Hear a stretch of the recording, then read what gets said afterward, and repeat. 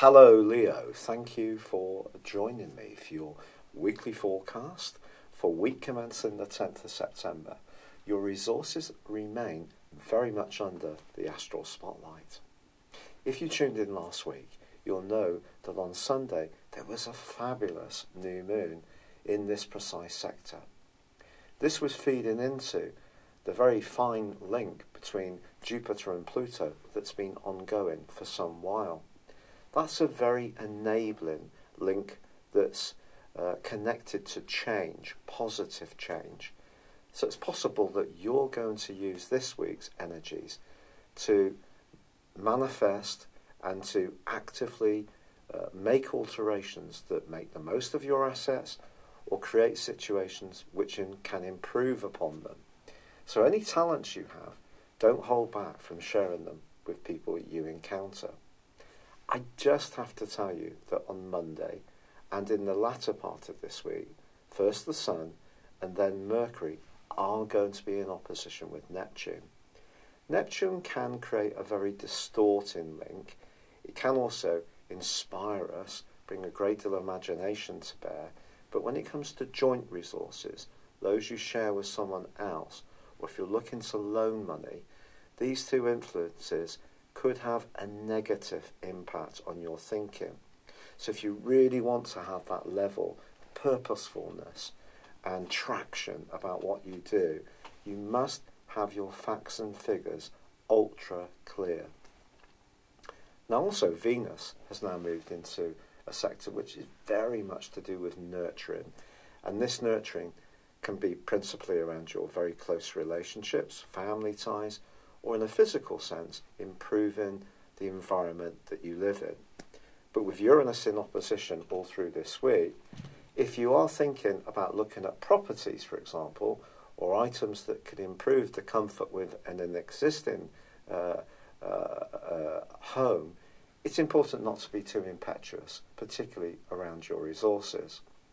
However, Mars, the planet of power, does hustle and bustle its way back into your sector of relationships in the middle of this week, but then begins its right angle with Uranus again, which has been much to the fore ever since the second week of May. It's possible, therefore, that someone in a position of influence, or perhaps it's your relationship to your own work or professional situation, that could seem very unsettled in the second half of this week. You want your voice to be heard more, and that voice needs to be authentic. Not to say that you're not being authentic, but it needs to be received authentically.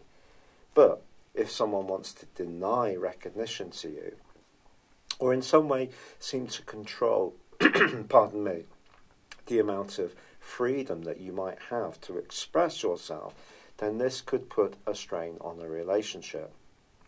The quarter moon, which occurs at the end of this week, also suggests you shouldn't be too free and easy with your resources. You can be one of the most generous of all the zodiac signs, and someone close to you may in some way need some kind of support, but this may be the time to just reinforce your boundary and remind them that their expenditure is their responsibility. It's been a real pleasure being with you. Thank you so much for joining me. I'd love it if you would like or comment on this video, or if you've yet to do so, please do subscribe to this channel. Thank you. Hello Leo, thank you for joining me for your monthly forecast for the Sun or the Ascendant for September. I am sorry this is being delivered a little late again. This month begins with the Sun in the part of your situation to do with foundations, the more practical considerations of life, managing your everyday budget, but also how you feel about your own self are going to be strands which feature. But of course Mercury, the planet of communication, has been going through a long passage through your sign. And on the 26th of July, when the retrograde began, that was when Mercury started to retrace its steps and maybe around one individual hope or aspiration, things haven't quite evolved as quickly as you would like. Well, the great news is that on the 3rd of this month, you can really start to feel traction building up, and that can be very satisfying. Also, it's true to say that Venus, the planet of love and affection, moves into an area of your horoscope on the 6th, which is much more to do with your environment. But it is going to be in opposition to Uranus. So if you're in a romantic situation where it's difficult to find the time to be with one another, perhaps because of outside pressures, work demands, that may be something that you feel more sensitive about. But it's also possible that you may use the following weeks to make some fundamental changes to the way you live. These could be decorative, could be that you're going to get some paint charts out and don your overalls and try to remodel your environment somehow. Or it may be that you will think about moving altogether. Some Leos may even think about a home-based business. Now, this is also going to be a month when Saturn finally ends a 5.5-month backward journey. And that's something I think that we can all let a collective sigh of relief out about. If you have been finding work or obligations to others rather onerous during that period of time, it wouldn't really be a surprise. It's also possible you've had a number of practical issues to support others around, where you've had to be the person really propping up someone else's situation. Your own energy may have been a little on the low side, so it's something to celebrate when Saturn goes forwards. And also, Mercury then passes in to join up with the Sun in the sign of Virgo. Now, Mercury governs the sign of Virgo, so if you're wanting to make the most of your resources, Mercury gives you a fine opportunity to do so over the following 3 weeks. This can see you using your mind in a very agile and nimble way, negotiating, so the communicational side of Mercury, but also it forges a ground Earth trine when it moves into Virgo, connecting with both Saturn and also Uranus. This suggests to me that an openness to new ideas, but at the same time adopting a very thorough, precise approach, can actually be very good for you. So if someone does suggest something or a job comes up which is a little bit different, providing you're prepared to really apply yourself, there's every chance you can make progress with this. Now, of course, Mars has been moving through the sign of Capricorn since the middle of August, but rejoins Aquarius on the 12th. But Mars is going to be clashing with Venus in the first 2 weeks of this month. These, of course, are the planets of romance. Venus, for you, initially, is in the sign of Libra, which is very good. It gives you an opportunity to articulate yourself well. But the square tightens up, and when these two do clash, it may be that it's more difficult to find the right balance, and it could be around a family relationship that you find yourself feeling frustrated, especially if someone's not such a good listener and you're very attentive to their needs. However, once Mars does move back into Aquarius, it is going to resume its clash with Uranus, which occurred from the 2nd week of May for many of the weeks since then. This has been a very difficult aspect, although a lot of astrologers have been talking about the multitude of retrogrades that we've had, and that's entirely legitimate. I think this aspect has been at the heart of some difficulties for a lot of us.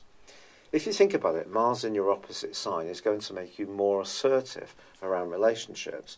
Uranus at the top of your horoscope makes you much more restless in your worldly involvements. If you're not feeling very fulfilled in a job, it may be that your boss or your line manager or a colleague that you're finding a little bit difficult to get along with. But then again, it could be in the family where someone who takes on or assumes some kind of authority may be more challenging because they're not really picking up your need to have your voice heard, which is very important with Uranus, and this is going to go on to be the case for you through to the first week of November. So I feel it's all about politics, really, around relationships. Could work its way in the family, could be an external relationship. But you're known as being someone who can be very charming and charismatic, but someone could test your patience a little bit if they're not recognising your boundaries. However, as this month goes on, Venus does go on at the heart of the month to forge a very stable link with Saturn. And if there is somebody that you do get on very well with, who is practical, understands your approach to things, this is a bond that can actually grow in importance for you. Now, once Mercury and the Sun move on the 22nd and 23rd into the sign of Libra, the pace of life is set to pick up significantly for you. Lots of text messages and emails are going to be pinging around. You may even find yourself wanting to get more active.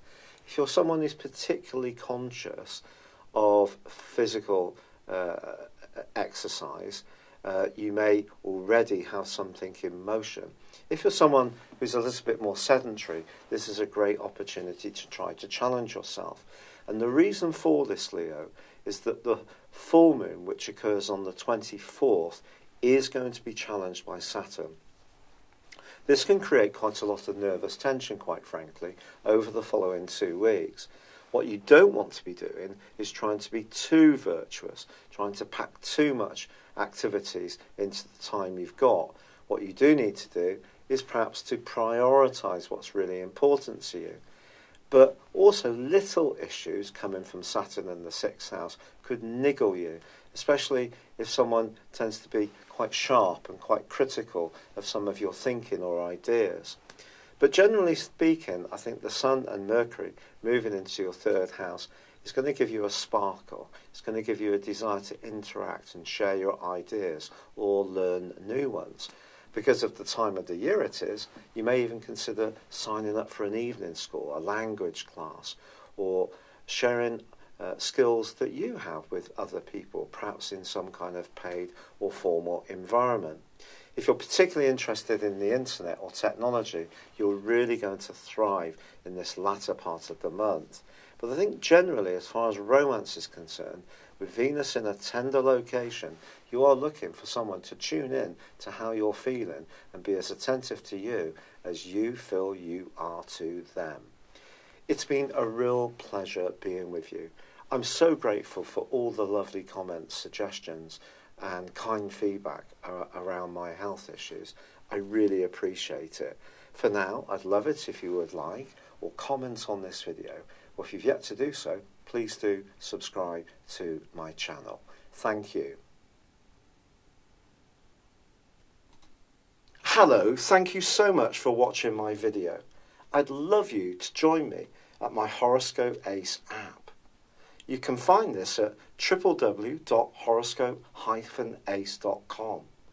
You can use it through Android, iOS, Apple, or Facebook. Check out your ascendant or your moon sign, or download your free birth chart. There's all your favourite videos, plus there are daily, weekly, monthly and yearly horoscopes for general, love, Chinese and Indian astrology. If your passion is tarot, there's my brilliant 3-card money or love tarot readings too. And it's all there at www.horoscope-ace.com. Thank you.